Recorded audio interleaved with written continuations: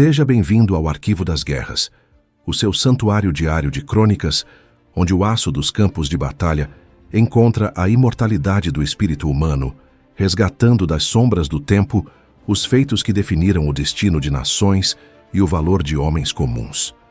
No frio da Itália, em 1944, a honra brasileira foi testada da forma mais cruel.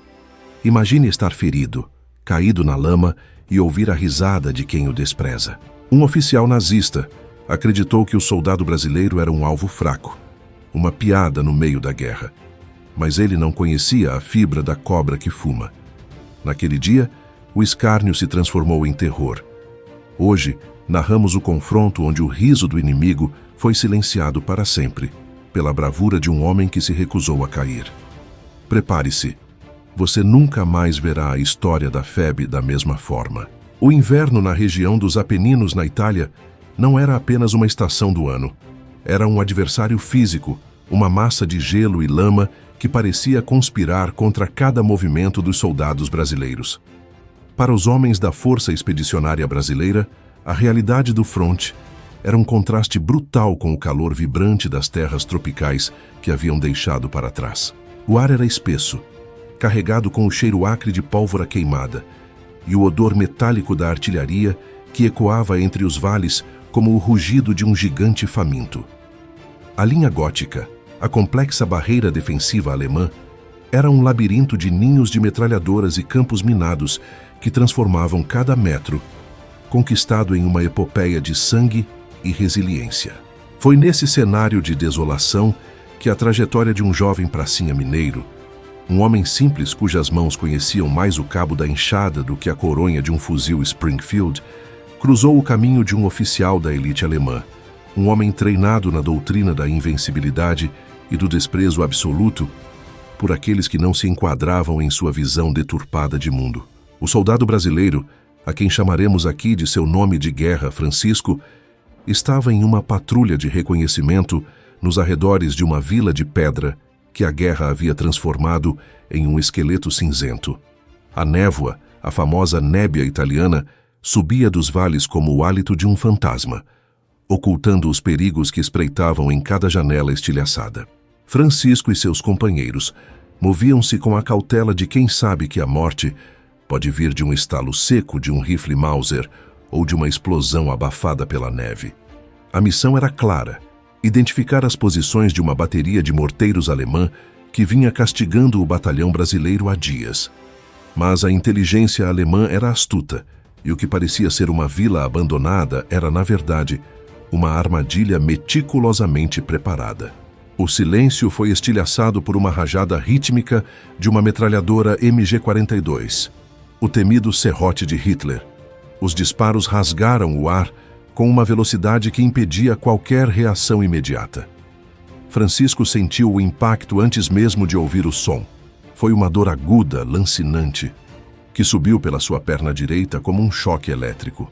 Ele caiu pesadamente sobre a lama congelada, sentindo o calor do próprio sangue começar a derreter a neve ao seu redor. Seus companheiros, agindo por instinto, buscaram abrigo e iniciaram o fogo de cobertura. Mas Francisco estava em uma depressão do terreno, isolado, a poucos metros de uma patrulha alemã que surgia das sombras como predadores que acabavam de encontrar a presa. A fumaça das granadas de cobertura começou a baixar, revelando a figura de um oficial alemão que se aproximava com uma calma perturbadora. Ele vestia um capote cinza-campo impecável, e suas insígnias brilhavam mesmo sob a luz pálida do inverno. Ele não carregava a urgência de um combatente, carregava a arrogância de um juiz. Ao ver Francisco caído, tentando desesperadamente estancar a hemorragia com as mãos trêmulas, o oficial parou a uma distância segura. Seus soldados cercaram o pracinha, mantendo os canos das metralhadoras apontados para o peito do brasileiro. Foi então que aconteceu o ato que mudaria o curso daquela tarde sangrenta. O oficial olhou para a farda verde-oliva de Francisco, para o emblema da cobra fumando no braço do soldado, e em vez de proferir uma ordem de captura ou um ultimato militar, ele começou a rir. Não era uma risada de alegria, mas um escárnio profundo e visceral. Para aquele oficial, treinado nos dogmas da supremacia racial, A visão de um soldado vindo de um país sul-americano, um homem de pele morena e traços humildes, tentando lutar contra a máquina de guerra do Reich, era a piada final. Ele apontou para a perna ferida de Francisco e comentou com seus subordinados em um tom carregado de veneno sobre como o Brasil havia mandado amadores para enfrentar a elite da Europa. Ele ria da audácia de um povo que, na sua visão, não tinha o direito de estar naquele campo de batalha. O riso ecoava entre as paredes de pedra da vila, um som que feria mais do que o próprio projétil que estava alojado na carne de Francisco. Naquele momento, para o nazista, o brasileiro já era um homem morto, uma nota de rodapé insignificante no mapa da guerra. Mas o que o oficial alemão não compreendia era a mística que envolvia o pracinha. No Brasil dizia-se que era mais fácil uma cobra fumar do que o país entrar na guerra. E a cobra estava fumando. Francisco, apesar da dor excruciante e da perda de sangue que começava a nublar sua visão, sentiu uma fúria fria e ancestral despertar em seu peito. A humilhação que o alemão tentava impor não o quebrou. Ela o forjou. Ele olhou para o oficial através da névoa e do suor e viu ali não um semideus da guerra, mas um homem pequeno, escondido atrás de uma ideologia de papel. Francisco lembrou-se de sua casa em Minas, da dignidade de seu pai e da promessa de que nenhum brasileiro voltaria da Itália sem provar o seu valor. O riso do nazista tornou-se o combustível para o último ato de resistência daquele soldado ferido. A arrogância do oficial foi o seu erro fatal. Acreditando que Francisco estava incapacitado e desarmado, ele baixou sua própria guarda, permitindo que seus soldados se afastassem alguns metros para verificar o resto da área. Ele queria prolongar o momento de superioridade, querendo ver o brasileiro implorar pela vida. Mas o brasileiro não implorou. Com um movimento que desafiou a biologia e a gravidade, Francisco, fingindo uma fraqueza maior do que a que sentia, tateou a lama sob seu corpo. Sua mão encontrou o metal frio de uma granada que ainda estava presa ao seu cinturão, oculta pelo capote sujo. Ele não precisava de pernas para lutar. Ele precisava apenas de um braço e de uma vontade inquebrável. O oficial alemão, ainda com um sorriso estampado no rosto, deu um passo à frente para proferir o que pretendia ser o golpe final de misericórdia psicológica. Ele começou a dizer que a guerra era para homens de aço, não para mestiços tropicais. No entanto, no exato momento em que o nazista abriu a boca para completar sua sentença de escárnio, Francisco puxou o pino. O estalo metálico foi o único aviso que o alemão recebeu.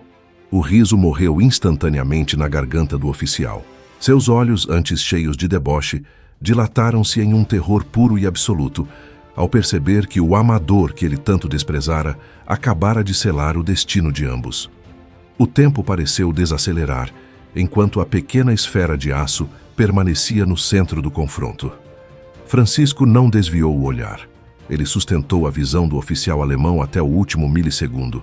Ele queria que o inimigo soubesse, no último instante de sua existência, que o Brasil não estava ali como figurante, mas como o martelo da justiça. A explosão que se seguiu não foi apenas um evento tático na encosta de um monte italiano. Foi o grito de uma nação que se recusava a ser subestimada. O oficial nazista, cuja última ação na vida fora rir de um soldado ferido, foi lançado para a escuridão eterna pelo próprio homem que ele considerava inferior. O riso cessara para sempre, substituído pelo silêncio pesado da neve, que voltava a cair sobre os destroços. A detonação serviu como um sinal para o restante da patrulha brasileira, que aproveitou a confusão nas linhas alemãs para lançar um contra-ataque feroz. Os pracinhas avançaram com uma agressividade que os alemães não esperavam, recuperando o terreno e alcançando a posição onde Francisco jazia.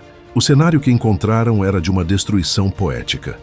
O oficial alemão estava caído, sua túnica de gala agora reduzida a farrapos, enquanto o soldado brasileiro permanecia vivo por um milagre de resistência, com um olhar de quem havia cumprido uma missão que ia além das ordens do quartel-general. Ele havia defendido não apenas a sua vida, mas a honra de cada brasileiro que pisara em solo europeu. A história do riso que precedeu a queda espalhou-se pelo regimento como pólvora. Os pracinhas começaram a entender que o inimigo não era invencível, ele era apenas arrogante, e a arrogância é a antecâmara do desastre em um campo de batalha. Francisco foi levado para o hospital de campanha, onde os médicos brasileiros lutaram durante horas para salvar sua perna. Durante o delírio da febre, ele ainda ouvia o eco daquela risada, mas agora o som não o incomodava mais. Ele sabia que o riso fora silenciado. O Brasil na Itália não era uma piada. Era uma força da natureza que aprendera a lutar no frio, na lama e contra o preconceito, emergindo vitorioso em cada trincheira moral. A morte daquele oficial alemão tornou-se um símbolo da participação brasileira na Segunda Guerra Mundial. Ela ilustrava a diferença fundamental entre os dois exércitos. De um lado, a crença na superioridade técnica e racial. Do outro, a fibra de homens comuns que encontravam na união e na resiliência a força para superar gigantes. Francisco não era um herói de cinema. Era um herói de carne, osso e lama. Um homem que entendeu que a maior arma de um soldado não é o calibre do seu fuzil, mas a dignidade com que ele encara o seu inimigo, mesmo quando está caído. A campanha da FEB continuaria com batalhas ainda mais sangrentas, como a conquista de Monte Castelo e a rendição de divisões alemãs inteiras em Fornovo di Taro. Mas em cada avanço, em cada disparo de artilharia e em cada patrulha noturna, o espírito de Francisco e de tantos outros estava presente. Eles haviam ensinado ao mundo que a cobra fuma, sim, e que quando ela fuma, o seu rastro é de coragem e justiça. O oficial alemão que rira do brasileiro ferido foi apenas o primeiro de muitos que descobriram tarde demais que a verdadeira nobreza não está no sangue ou na patente, mas na disposição de lutar por algo maior do que a própria sobrevivência. Francisco voltou para o Brasil após a guerra, carregando cicatrizes que o tempo nunca apagaria, tanto na perna quanto na alma. Ele nunca se gabou do que fizera naquela vila italiana. Para ele, fora apenas o cumprimento de um dever. Mas em sua pequena cidade em Minas, ele era olhado com um respeito silencioso. Ele era o homem que silenciara o riso nazista. E sempre que o vento soprava mais frio nas noites de inverno mineiras, ele lembrava-se da neve dos Apeninos e da certeza de que, naquela tarde, o Brasil fora gigante no coração da Europa. A história de sua bravura permanece como um dos pilares da memória da FEB, um lembrete de que o escárnio é a arma dos fracos e a coragem silenciosa é o escudo dos justos. O Arquivo das Guerras resgata este relato para que as gerações futuras entendam o preço da liberdade e o valor do caráter brasileiro. No fronte italiano, fomos testados pelo aço e pelo desprezo, e em ambos saímos vitoriosos. A cobra fumou para garantir que o mundo nunca mais fosse governado por aqueles que riem do sofrimento alheio. O oficial alemão tornou-se pó, mas a glória de Francisco e de seus companheiros pracinhas é eterna, brilhando como um farol de honra em meio às sombras da história. A narrativa de Francisco é apenas uma entre milhares, mas ela sintetiza o sentimento de um contingente inteiro. Os pracinhas não eram soldados profissionais por vocação. Eram civis armados pela necessidade de defender a democracia e a dignidade humana. Muitos deles nunca haviam saído de suas vilas, nunca haviam visto o mar. Mas quando foram colocados diante da barbárie nazista, não hesitaram. O oficial alemão, com seu treinamento ríspido e sua disciplina cega, não podia compreender a força de um exército que se baseava na fraternidade e no senso de justiça. Ele viu Francisco como um alvo, mas encontrou nele um juiz. O impacto psicológico desse tipo de confronto era devastador para as tropas alemãs. Eles estavam acostumados a um inimigo que seguiam táticas previsíveis, mas os brasileiros eram criativos, obstinados e, acima de tudo, imprevisíveis na sua coragem. O episódio da granada de Francisco tornou-se uma lição tática nas linhas alemãs. Nunca subestime um brasileiro, mesmo quando ele parece estar derrotado.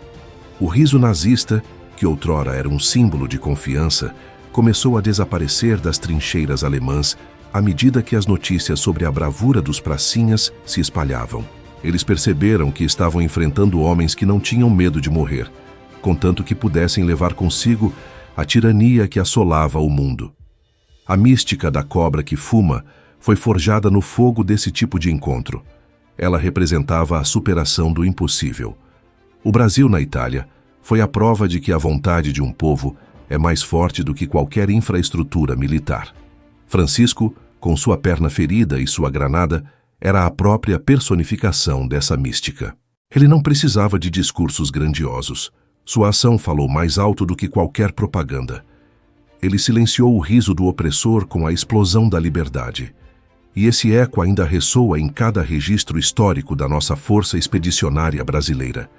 Ao analisarmos os documentos da época, percebemos que o tratamento dispensado pelos oficiais alemães aos prisioneiros aliados variava muito, mas havia uma constante de desprezo pelos contingentes vindos de fora do eixo Europa-Estados Unidos.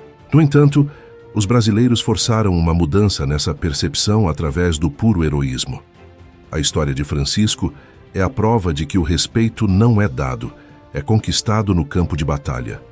O oficial alemão que riu não viveu para contar a história, mas seus companheiros que testemunharam a cena aprenderam a lição.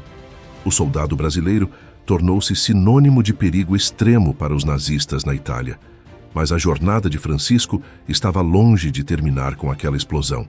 O que aconteceu nos minutos seguintes, enquanto a fumaça ainda pairava sobre a vila e a dor ameaçava apagar sua consciência, é um capítulo de agonia e sobrevivência que define o que significa ser um combatente. Sozinho em meio ao caos, Francisco teria que lutar não apenas contra o inimigo externo, mas contra a própria morte que o chamava através da hemorragia e do frio. Ele teria que rastejar, metro por metro em direção à segurança, carregando consigo a certeza de que o seu ato não fora em vão. A fumaça da explosão dissipou-se lentamente, como se o próprio ar da Itália estivesse relutante em revelar o cenário de devastação que se sucedeu ao ato final de Francisco. No centro daquela clareira improvisada entre as ruínas, o silêncio que se seguiu foi mais ensurdecedor do que o próprio estrondo da granada. O oficial alemão, que segundos antes personificava a arrogância de um império que se acreditava eterno, era agora apenas um vulto inerte sobre a neve tingida de negro e vermelho. O seu riso, aquela vibração metálica de desprezo que tentara esmagar a dignidade do soldado ferido, fora substituído pelo vazio absoluto. Ao redor dele, os soldados da sua patrulha que não haviam sido atingidos pela detonação permaneciam paralisados, as mãos crispadas nas metralhadoras, os olhos arregalados de uma incredulidade que beirava o pavor. Eles haviam testemunhado a queda de um de seus líderes pelas mãos de um homem, que eles consideravam um alvo fácil, uma presa sem defesa. Naquele instante, a mística da invencibilidade alemã sofreu uma fissura irreparável diante da realidade da fúria brasileira. Francisco, caído a poucos metros de distância, sentia o mundo girar em um turbilhão de luzes e sombras. O impacto da explosão, tão próxima de si, enviara ondas de choque através do seu corpo, já debilitado pela perda de sangue. O cheiro de pólvora queimada e carne chamuscada inundava os seus sentidos, mas no fundo da sua consciência havia uma clareza cristalina. Ele cumprira o seu papel. Ele respondera ao escárnio com a única linguagem que a guerra compreendia, a da ação definitiva. Sua perna direita, agora um emaranhado de dor e frio, parecia pertencer a outra pessoa. Ele via os soldados alemães começarem a se mover, a saírem do transe do choque, e sabia que o seu tempo estava se esgotando. Mas não havia medo em seu coração. Havia apenas uma paz estranha, a satisfação de quem não permitira que o nome de sua pátria fosse manchado por um riso nazista. O destino de Francisco, porém, não estava destinado a terminar naquela vila de pedra. O som da granada servira como um farol para os seus companheiros da patrulha brasileira. Eles vinham avançando com uma cautela agressiva, movendo-se por entre as sombras dos pinheiros e os muros desabados. Quando ouviram a detonação, souberam que o contato com o inimigo atingira o seu ponto crítico. Com um grito de guerra que ecoou pelas encostas dos Apeninos, os pracinhas brasileiros irromperam na clareira, despejando uma chuva de chumbo sobre os alemães desorientados. O combate foi breve e de uma violência cirúrgica. Os nazistas, privados do seu oficial e sob o impacto da surpresa, não conseguiram organizar uma resistência eficaz. Eles recuaram para a neblina, deixando para trás os seus mortos e o oficial, cujo riso fora silenciado. O resgate de Francisco foi uma operação de pura fraternidade militar. 2 soldados brasileiros, ignorando o perigo de franco-atiradores que poderiam estar espreitando nas janelas superiores, correram em direção ao companheiro caído. Eles o encontraram pálido, com a neve derretendo sob o calor do seu sangue, mas com os olhos ainda fixos no corpo do oficial inimigo. Ao levantarem Francisco para a maca improvisada, o sargento da patrulha olhou para o corpo do alemão e depois para o soldado ferido. Não foram necessárias palavras. O estrago causado pela granada e a posição dos corpos contavam a história de uma humilhação que fora vingada com sangue. O sargento apenas assentiu, um gesto silencioso de respeito por um homem que, mesmo caído, soube se manter em pé moralmente. A jornada de Francisco até o hospital de campanha foi uma via crucis de dor e resiliência. Ele era carregado por caminhos íngremes, sob o fogo intermitente de morteiros que castigavam as rotas de suprimento. Cada solavanco da maca era uma punhalada em sua perna estraçalhada, mas ele não emitia um único gemido. Ele cerrava os dentes, os punhos fechados, mantendo-se consciente através da força de vontade pura. Ele via as faces dos seus companheiros, homens de todas as regiões do Brasil, suados, exaustos, mas determinados a não deixar ninguém para trás. Naquele momento, Francisco compreendeu a verdadeira força da FEB. Ela não estava na qualidade do aço americano ou na logística aliada, mas na alma de um povo que, no sofrimento, descobria uma união inquebrável. Ao chegar às tendas do hospital de campanha, Francisco foi recebido pelo caos organizado da medicina de guerra. O cheiro de éter, o som dos geradores e os gritos contidos de outros feridos criavam uma atmosfera de urgência febril. Ele foi levado imediatamente para a mesa de cirurgia. O médico brasileiro, um capitão cujos olhos refletiam noites sem sono, olhou para o ferimento de Francisco e para o estado geral do soldado. Ele viu a medalha de identificação, viu o emblema da cobra fumando e viu o rosto de um homem que enfrentara o inferno e voltara. "Vamos salvar este homem", ele disse à equipe, e não era apenas uma promessa profissional, era um compromisso de honra. Durante as horas que se seguiram sob a luz pálida dos lampiões, Francisco navegou por entre o delírio e a realidade. Em sua mente, ele via as paisagens de Minas Gerais, o verde das montanhas, o cheiro do café fresco na casa de seus pais. Mas a imagem do oficial alemão continuava a surgir. Ele via o riso, ouvia o som do escárnio e sentia novamente o metal da granada em sua mão.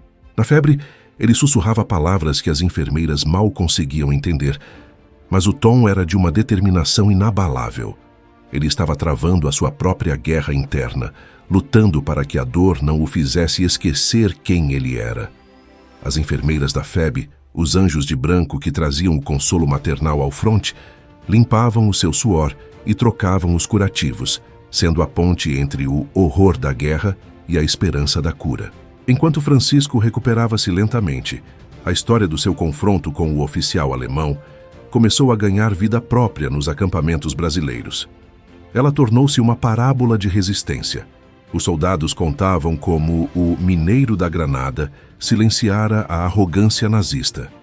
Essa narrativa era fundamental para o moral da tropa.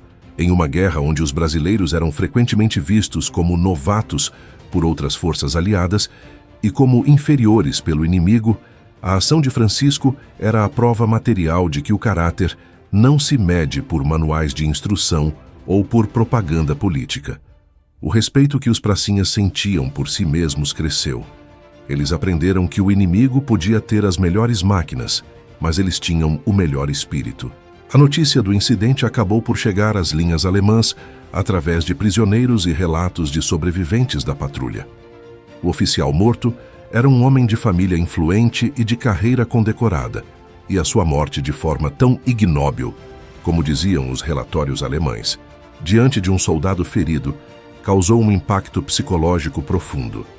Os nazistas começaram a perceber que o exército brasileiro era um adversário perigoso, não apenas pela sua eficácia militar, mas pela sua imprevisibilidade e pelo seu senso de honra. Eles começaram a entender que rir de um brasileiro ferido era como brincar com um pavio curto perto de um depósito de pólvora. A cautela alemã aumentou, e o desprezo inicial foi substituído por uma vigilância temerosa. A cobra estava fumando, e o seu veneno era letal para quem ousasse desrespeitá-la. Semanas depois, Francisco recebeu a visita do seu sargento no hospital. Ele estava mais magro, a perna ainda envolta em gesso e bandagens, mas o olhar estava focado. O sargento contou-lhe que a bateria de morteiros que eles procuravam fora finalmente destruída, graças às informações coletadas pela patrulha naquele dia. O sacrifício de Francisco permitira que o batalhão avançasse com segurança. Ele também entregou a Francisco uma pequena insígnia que fora recuperada do uniforme do oficial alemão. Era um troféu de guerra, mas Francisco olhou para ele sem qualquer alegria. Ele não sentia ódio pelo homem que matara, sentia apenas uma justiça severa. O oficial fora vítima da sua própria cegueira ideológica. Ele rira da vida, e a vida respondera com a morte. A jornada de retorno de Francisco ao Brasil, meses após o fim da guerra, foi marcada pela mesma dignidade silenciosa. Ele desembarcou no porto do Rio de Janeiro, entre milhares de outros heróis, muitos deles carregando marcas visíveis e invisíveis do combate. Ele mancava ligeiramente, uma lembrança eterna do dia na Vila de Pedra, mas caminhava com a cabeça erguida. Ele não buscou os holofotes, não pediu pensões extraordinárias. Ele queria apenas voltar para a sua terra, para o cheiro de Minas, e viver em paz. Mas em sua cidade natal, a história já o precedera. As pessoas olhavam para ele com um respeito que ia além da admiração por um veterano. Elas viam nele o homem que provara que o Brasil não se curva. Anos se passaram, e Francisco tornou-se um dos guardiões da memória da FEB. Ele participava de reuniões de veteranos, sempre ocupando um lugar discreto. Quando os jovens lhe perguntavam sobre a guerra, ele não falava de glória ou de conquistas territoriais. Ele falava de caráter. Ele contava a história do oficial alemão, não para se vangloriar da sua letalidade, mas para alertar sobre o perigo da arrogância. Nunca riam de quem está caído, ele costumava dizer, porque vocês não sabem que força está movendo aquela alma. Ele via na sua cicatriz não uma ferida, mas um título de nobreza, a prova de que ele fora testado no fogo e não fora consumido. A mística da cobra que fuma, representada por Francisco, continua viva no arquivo das guerras. Ela nos ensina que a força de uma nação não reside no seu poderio bélico, mas na integridade de cada um dos seus cidadãos. O soldado brasileiro na Itália foi o embaixador de um povo generoso, mas implacável quando a sua honra era posta em causa. O oficial nazista que rira do brasileiro ferido tornou-se uma lição histórica sobre como o preconceito e a soberba obscurecem o julgamento tático e humano. No campo de batalha, a realidade não se importa com patentes ou ideologias. Ela se importa com quem tem a coragem de lutar até o fim. Francisco faleceu em uma idade avançada, cercado pelos seus netos e bisnetos. Ele deixou como herança não apenas as suas medalhas, mas a certeza de que a dignidade é a arma mais poderosa que um homem possui. O seu ato na Itália em 1944 permanece como um farol de honra. Ele silenciou o riso do opressor para que o riso da liberdade pudesse ser ouvido no Brasil e no mundo. Ele provou que, mesmo ferido e cercado, o pracinha brasileiro é um gigante. A cobra fumou, a guerra acabou, mas a glória de Francisco é eterna. Ao revisitarmos esta crônica, percebemos que a história é feita de grandes movimentos, mas é validada por pequenos atos de coragem individual. Francisco não planejou ser um herói, ele apenas não aceitou ser uma piada. E essa recusa em ser diminuído é a essência do que significa ser brasileiro. A Força Expedicionária Brasileira deixou na Itália um rastro de sangue, mas também um rastro de respeito. Os cemitérios militares italianos guardam os corpos daqueles que não voltaram, mas as montanhas guardam o eco da sua bravura. E entre esses ecos, o mais alto é o da explosão que silenciou a risada nazista. O arquivo das guerras agradece a você por acompanhar esta jornada. A história de Francisco é a nossa história. É a prova de que a luz da justiça sempre encontrará uma forma de brilhar, mesmo nas circunstâncias mais sombrias. Que a coragem deste pracinha nos inspire a enfrentar os nossos próprios desafios com a mesma dignidade. Que nunca esqueçamos o preço da liberdade e que sempre honremos aqueles que, como Francisco, fizeram a cobra fumar no coração da Europa para que pudéssemos viver em paz no coração do Brasil. O legado de Francisco vai além da estratégia militar. Ele reside na superação do preconceito. Naquele dia, ele não derrotou apenas um oficial da SS, ele derrotou a ideia de que a cor da pele, a origem humilde ou a falta de tradição bélica determinam o valor de um guerreiro. Ele provou que a bravura é o grande equalizador da humanidade. No momento da verdade diante da morte, o que resta é o que o homem carrega dentro de si. E o que Francisco carregava era a força de um país inteiro que se recusava a ser ignorado. O riso nazista foi a última expressão de um mundo que estava morrendo. A granada de Francisco foi a primeira expressão de um mundo que exigia respeito. Nas crônicas diárias do Arquivo das Guerras, buscamos sempre este tipo de verdade. A guerra é o cenário mais terrível criado pelo homem, mas é também o lugar onde as almas mais brilhantes se revelam. Francisco brilhou na neve da Itália, e o seu brilho continua a iluminar o nosso orgulho nacional. Ele foi o soldado que não caiu, o homem que não se calou e o brasileiro que não se deixou rir. Encerramos este relato com o devido respeito à Força Expedicionária Brasileira. Que a memória de Francisco seja eterna. Que o riso dos tiranos continue sendo silenciado pela coragem dos homens livres. E que o Arquivo das Guerras continue sendo o lugar onde a honra encontra a sua voz. A missão foi cumprida, a verdade foi narrada, e a cobra, para sempre, continuará a fumar na memória eterna do Brasil.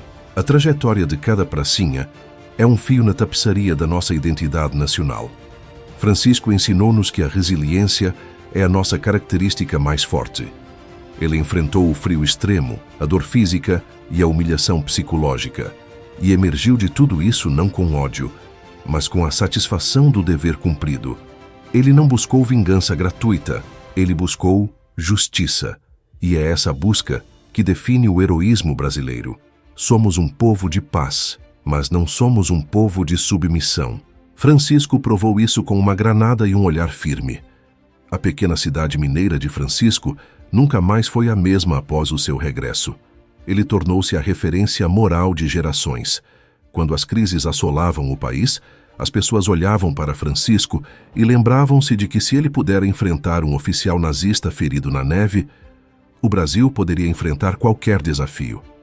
Ele tornou-se o símbolo da esperança inabalável. O seu silêncio sobre a guerra era, na verdade, um discurso eloquente sobre a paz conquistada com sacrifício. Francisco viveu como lutou, com integridade. Finalizamos este roteiro com a certeza de que a história militar brasileira é um tesouro de lições éticas. Francisco e o oficial alemão são personagens arquetípicos de um drama humano universal. O confronto entre a arrogância e a humildade, entre o desprezo e a bravura. Naquele dia, na Itália, a humildade armada com coragem venceu a arrogância armada com ódio. E essa é a mensagem que o Arquivo das Guerras quer deixar para você hoje. A coragem silenciosa sempre terá a última palavra. Agradecemos por nos permitir narrar estas histórias diárias. O Arquivo das Guerras é feito por quem ama a história e respeita aqueles que a construíram com as próprias mãos. Francisco está agora em paz, mas o seu grito de liberdade continua ecoando. Que possamos sempre honrar a memória dos nossos pracinhas.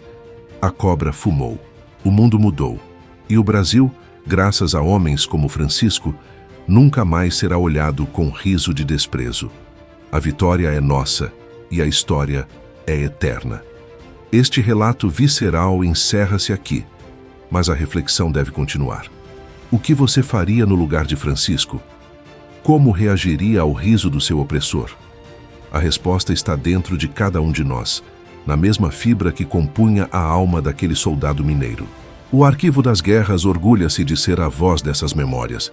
Até a próxima crônica, onde os segredos dos campos de batalha serão revelados e a humanidade será mais uma vez a nossa grande protagonista. Ele sabe que a cobra fumou, e ele sabe que por causa dele o riso nazista foi silenciado para sempre. A missão está encerrada. O arquivo das guerras despede-se, honrando os heróis do passado para inspirar os do presente.